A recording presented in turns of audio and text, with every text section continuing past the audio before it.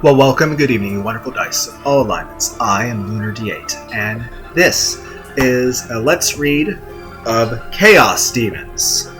It's a supplement book of the Warhammer 40,000 game. This is going to be an introduction. I'm going to skip reading the table of contents or the back of the book, but if you would like me to read the back of the book or the table of contents, let me know and I will do so. Instead, I'm just going to skip ahead straight to the introduction, and, well, yeah. And then after that will be, the next few pages will be on each of the individual dark gods and all that, but that'll be for future. We're trying to keep shorter videos, so we're just going to have the introduction. This dark repository is a definitive guide to the Demon Legions of Chaos, those who nightmarish denizens of the sanity-defying dimension known as the Warp. The fell knowledge contained within will help you assemble your collection of Chaos Demons Citadel miniatures into a powerful tabletop army, capable of executing the abominable whims of the ruinous powers they serve. Beyond the boundaries of space and time, the Chaos Gods observe the galaxy with ancient and malevolent eyes. To these terrible entities, real space is simply a battlefield, and its inhabitants mere pawns in the grandest game of all, the struggle for ultimate dominion between the ruinous powers themselves. Many more mortals have been corrupted to fight this war in their name, including the superhuman warriors of the heretic Astartes, but their truest servants remain the demons created in their own image. Creatures of staggering power, horrifying aspect, and exceptional cruelty. Should you decide to collect a force comprised of these unearthly terrors, you have a number of options available to you. You may decide to focus on a demon legion dedicated to a single chaos god, such as the Bloodthirster of Khorne and his mighty vanguard, or the capering sorcerer's horde dedicated to Xenotech, and so doing reap the benefits on the battlefield of that god's sole patronage. Alternatively, you could aim for a combined army of the most feared minions of all the dark powers, giving you the freedom to field a tactical, diverse force of the models that appeal the most to you. Building and putting Chaos Demons is an exciting challenge for collectors of any ability. Every model in the vast range has its own distinctive aesthetic, whether it be an avian Lord of Change or the hulking Bloodcrusher. And as impressive as these individual miniatures are, an entire Chaos Demons army, whether an eclectical mix of demons belonging to multiple Chaos Gods, or one united by the colors of a single power, is even more spectacular. Within this book, you will find all the information you need to collect the Chaos Demons army, and field it upon the tabletop. The Chaos Gods and their Infernal Legions. This section will provide an account of the Chaos Gods and their realms and their history, as well as the information on how their legions are organized for battle and the many types of demons that comprise them. The Colors of Chaos. Here you will find a showcase of beautifully painted miniatures showing the colors and symbols of the Chaos Demons, including inspiring examples of armies of the Immaterium. This section includes data sheets, war gear lists, and weapon rules for every Chaos Demons unit for you to use in your games of Warhammer 40,000. The Eternal Hordes. This section provides additional rules, including warlord traits, stratagems, relics, psychic powers, as well as matched play points that allow you to transform your collections of miniatures into a pitiless Chaos Demons army. To play games with your army, you will need a copy of the Warhammer 40,000 rules. To find out more Warhammer 40,000 or download free core rules, visit warhammer40,000.com. Okay, here's a really cool picture that you guys can't see. Well, there's a little caption to it. When at last chaos came to Cadia, it arrived with fire and plague, bloodied axe and sorcerer's blast. Many of its defenders fought to the end, but in desperation some betrayed their comrades, willingly selling their souls in the hopes of preserving their flesh. Even the mightiest fortifications eventually toppled in the face of the demon's onslaught, becoming tombstones for an entire world. The Chaos Gods and their Infernal Legions. Beyond the boundaries of physical space, unrestricted by time or causality, there is a dimension utterly incomprehensible to mortal minds. It lies on the other side of dreams and nightmares, infinite in scope but without form or structure. This maddening realm is composed of fear and hope, ambition and despair, Within it dwell the most maleficent of all entities, the Chaos Gods and their Demon Legions. There's a little caption over here. True knowledge of what dwells in the warp must be suppressed, for mankind could not continue if they knew the truth about the horrors that exist on the other side of the veil. Order is but the illusion of the mortals, a concept as weak and as ephemeral as they are themselves. Beyond the petty constraints of reality lies the truth. They live their lives in denial of that eventually all things must bow before the entropic.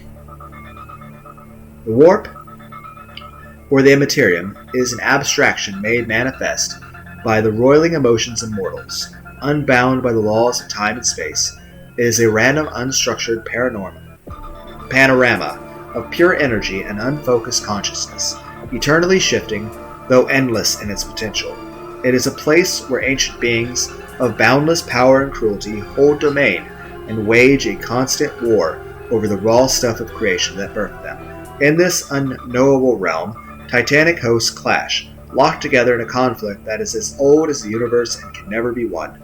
It is a chaos in its truest sense, unfettered by the limits of physics and undirected by intelligent purpose. While warp space exists parallel to real space, they often intersect. Faster than light travel can be achieved by the judicious breaking of the boundaries between the two planes, and mankind has colonized the galaxy through the application of this dangerous and esoteric science.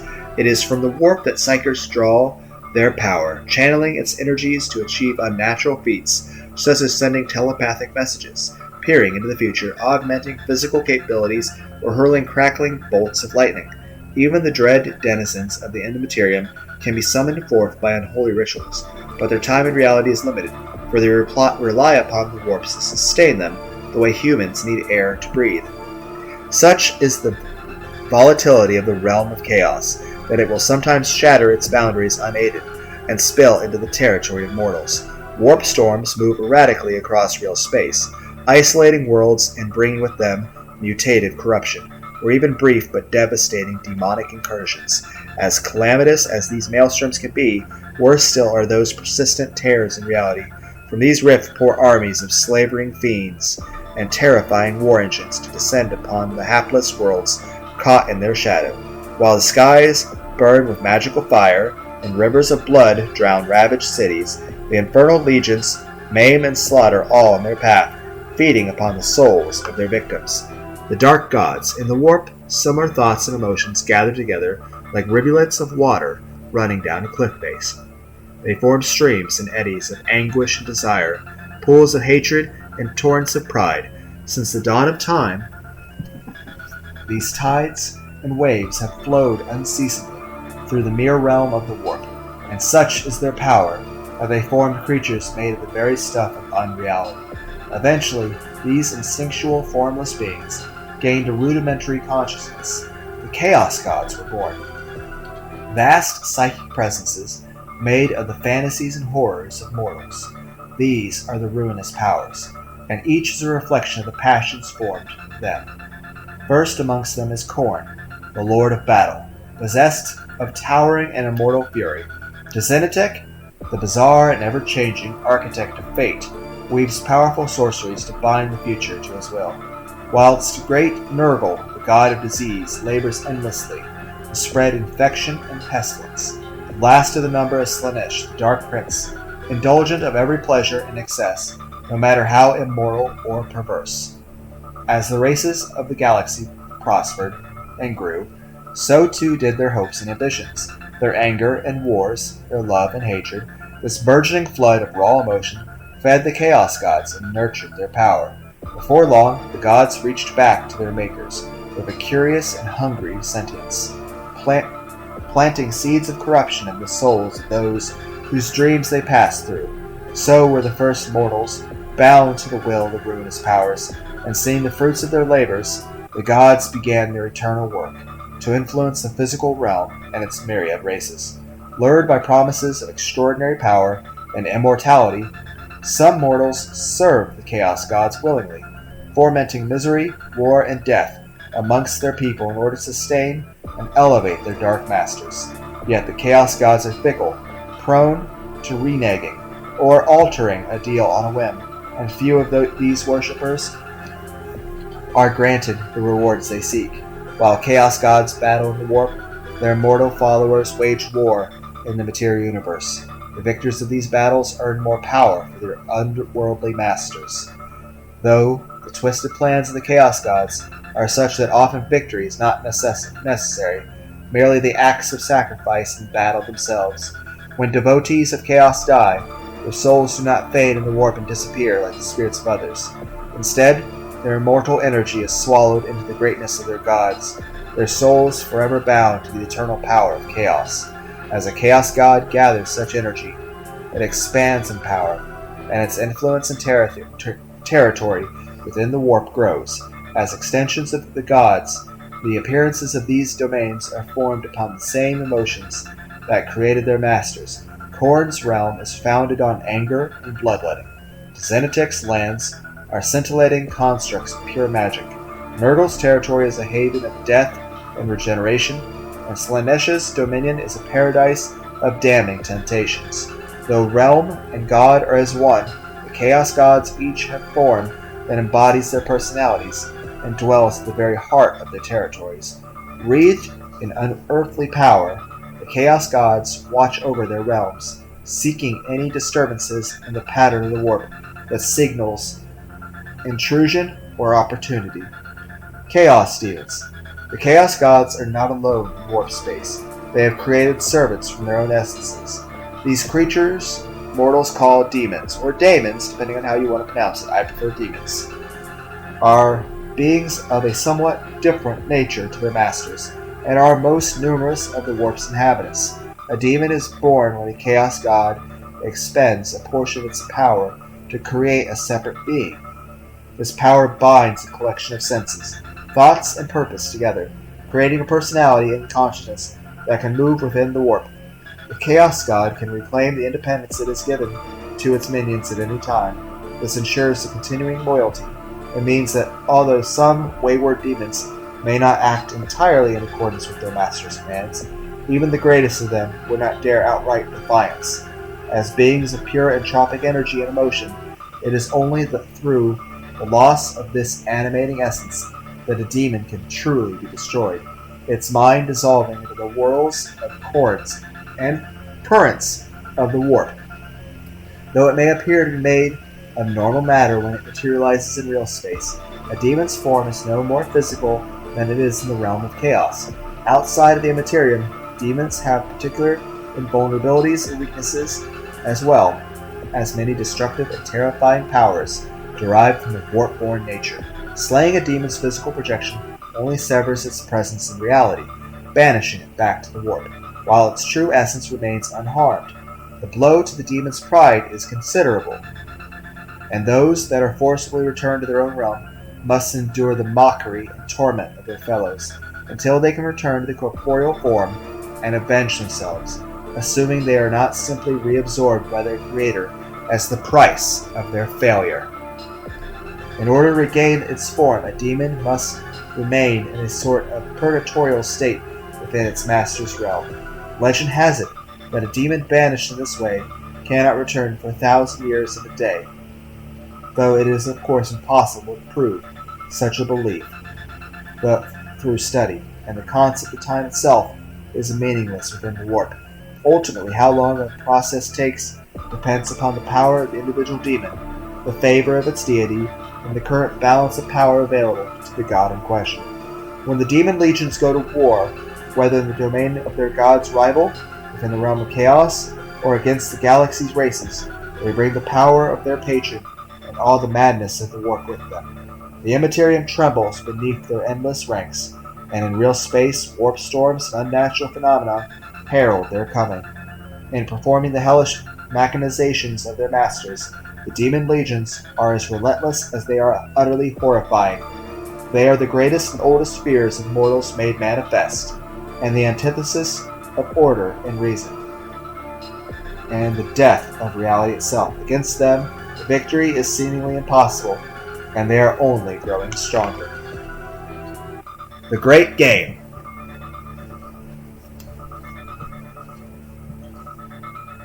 The warp is not merely the home of the dark gods, it is also their primary battlefield, the arena for the great game of supremacy. Since time immemorial, the Chaos Gods have warred with one another, vying for power and amid the immaterial planes. Despite their myriad differences, the great gods of chaos have the same goal: total domination of the universe.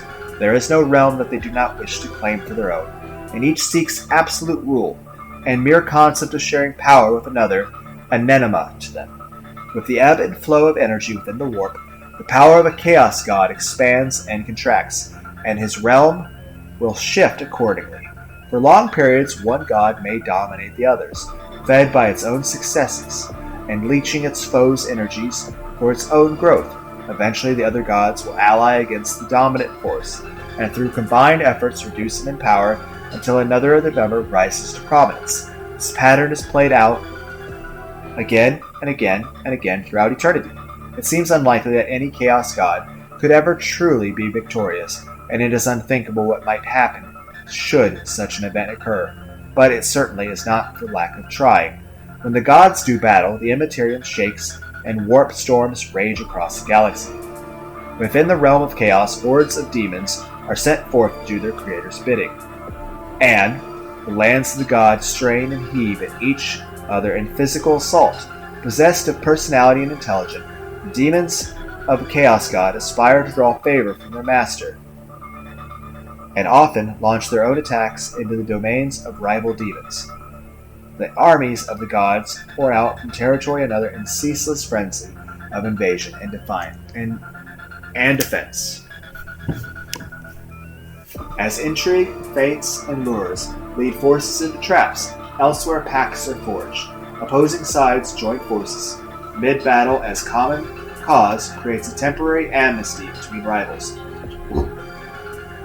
It is never long, however, before the merest possibility of advantage rises, and the brief cessation of open warfare between the two parties is readily abandoned so the demons might once more fall upon one another. Vast swaths of the Immaterium are in constant state of flux, every moment a new territory won or lost. When an invading army emerges victorious, they immediately set to work on turning the ravaged battlefield into part of their god's realm, molding the raw entropy of that section of the Immaterium into whatever form best pleases their master. From time to time, there arises a being, place, object, or event in the Immaterium, material universe, that attracts the attention of all the gods of chaos. So important is this new element, so desired by the ruinous powers, or so dangerous to their shared ambition, that all rivalry is temporarily put aside in order to take advantage of this particular opportunity, or thwart the threat it presents. In such an instance, the gods will work together, and the galaxy trembles before their combined power. For mankind, the most significant occasion of this type was the rise of the Emperor. During this period, the Chaos Gods set out to bring about the master of mankind's downfall, beginning with the spiriting away of his infant primarchs from the laboratory on Terra where they were created, and culminating in the spiritual corruption of half their number and the civil wars of the Horus Heresy. Other events have led to brief cessations of conflict in the realm of chaos, particularly promising Black Crusades, for example, or the extermination or birth of a new race. Such interest in mortal affairs is fleeting, and as soon as their objective is achieved, the gods resume their great game. Sometimes treaties will be broken, even before their mutual goals are met, with one god or another, or all four, overstepping the bounds of their agreement and attempting to usurp their rivals. Once again, the realm of chaos will thunder to the march of the demonic legions, and their age-old feuds will spill over into the domains of real space. The eternal rivalry. There exists a hierarchy of sorts within the ranks of the ruinous powers, though it ebbs and flows according to the vagaries of the great game. Currently, Khorne is held as the mightiest of all, for the practice of murder and blood sacrifice stretches to the dark beginnings of the universe. Though Khorne sees the use of sorcery as the refuge of cowards, his closest rival, Tzimmetek, thrives on the raw stuff of chaos and uses it to influence a million times a million plots His devious mind always a step ahead of his opponents. Where Tzenitek would see hopes thrive and fortunes change, Nurgle, the father of plagues, revels in despair and hopelessness. In times of galactic pandemic, Nurgle's power can eclipse even that of his brothers in darkness. Last in the pantheon is Slaanesh, who knows well how to play on the obsessions of his rivals, Khorne's single-minded bloodlust, Kurgle's quest to infect every living thing, and Tzenitek's compulsion to dabble in the fates of mortals are all obsessions which the Lord of Excess can turn to his will with a whispered promise. While the Chaos Gods are all enemies in the Great Cave, each bears a special enmity for one of their brothers in particular. Khorne most despises Slaanesh, whose earthly decadence and sensual lusts are at odds with the Blood God's martial pride and desire for indiscriminate slaughter. The Dark Prince finds Khorne's artless brutality dull and takes a perverse delight in agitating. Similarly, Tzenitek's desire to foster the corrupt ambitions of mortals is at odds with Nurgle's spreading of despair, and so a special rivalry exists between the two. To conquer and corrupt, the Chaos Gods frequently send their demonic legions into the galaxy. Such invasions may be part of a long-engineered plan or merely an opportunity seized. For instance, taking advantage of a newly opened rift or swirling warp storm to materialize a demon host that will run rampant across the mortal worlds. Dark omens, cultist activity, and mutation frequently herald and accompany their arrival in real space, and when the armies of God blaze into being, reality itself bows before them. Each of these dread legions are characterized by unique aspects of their founding power. Khorne's demons advance as a great host, accompanied by blaring horns beneath brazen banners. The whips of roaring monstrosities urge on, rank upon rank of bloodthirsty foot soldiers. With raw anger and violence, the legions of Khorne cut a swath through enemy territory. The blood spilt by their attacks a tribute to their almighty maker. Acts of slaughter and mutilation are rewarded by the Lord of Battle, and even those that fight against the demons unwittingly empower him with their rage and blood sacrifice. Tzenitek is perhaps the most devious of all the gods, where he will look to create a weakness to exploit before sending his servants to war. There is always a plan to his attacks, although it is often beyond the understanding of mortals, and may take untold millennia to unfold. Through plotting and sorcery, the changer of ways will set his enemies against each other, sowing confusion and distrust. When the time is finally right, Tzenitek's cackling minions and manipulative magisters sweep forward upon a carpet of magic, striking at the weakest of the targets, opening unseen seams of warp energies, or setting the stage for future catastrophes. When Nurgle's minions are set free, they march forward to spread disease and decay. Sonorous chanting, and dolorous clangs of rusted bells herald their attacks, while the armies advance under an impenetrable swarm of flies. Caspering demon mites carpet the ground before the host, and the noxious poxes of fleshy hulks that command them kill everything in their path, rending all life down to mulch, which corrupted fungi and poisonous plants erupt. The invasions of Slaanesh began in an insidious fashion, before developing into a full frontal assault. The tendrils of the Dark Prince's power inveigle their way into the souls of mortal, perverting them from within and giving them over entirely to the pursuit of their base desires. By the time his life and sinuous legions arrive, the foe is utterly beguiled, and his minions will sweep forward with unmatched speed to slice through opposition in an orgy of mayhem and debauchery. The end of days. With the opening of the Great Rift, at the end of the 41st millennium, the demonic incursion that had plagued the galaxy since time immemorial escalated in both scale and frequency. A new era of terror and bloodshed was ushered in by that galaxy-spanning tear in the fabric of reality and the armies of the Chaos Gods, mortal and demonic alike. began to conquer and consume worlds of humanity and alien races with unprecedented impunity. Had the Chaos Gods worked in unison in the wake of the terrible event, it is doubtless real space would have been utterly consumed by the sprawling madness. Yet, true to their nature, the Dark Brothers saw the anarchy as an opportunity to fulfill their own agendas, to kill, to change, to pollute, to bathe in excess. So divided, they are unable to overcome the fierce resistance of the galaxy's inhabitants. The Imperium of Man, the largest single empire in the galaxy, has been galvanized by the return of the legendary Primarch Robot Gulliman, and with him fights a new breed of warrior in humanity's defense. The older races of the galaxy, such as the Eldari and the Necrons, continue to exhibit a stubborn refusal to bow down before the Chaos Gods and accept their extinction, while upstart new races like the Tau gain a greater understanding by the day of the realm of chaos, and the ancient and malevolent beings within it. The barbaric orcs are only incited by the surging conflicts around them, and greet the prospect of battle against the demonic legions with the same reckless enthusiasm they always have. The intergalactic devourers, known as the Tyranids, regard the immaterial demons with a special distaste, seeing them only as threats to the biomass they wish to consume. So the ultimate battle for the galaxy continues, the Chaos Gods and the Demon Legions threatening to annihilate everything, including each other, in their eternal quest for dominance. The Formless Wastes. The realm of chaos is without limits or true geography. The areas of influence controlled by the Chaos Gods form their domains, and the rest of the roiling landscape is often referred to as Formless Wastes.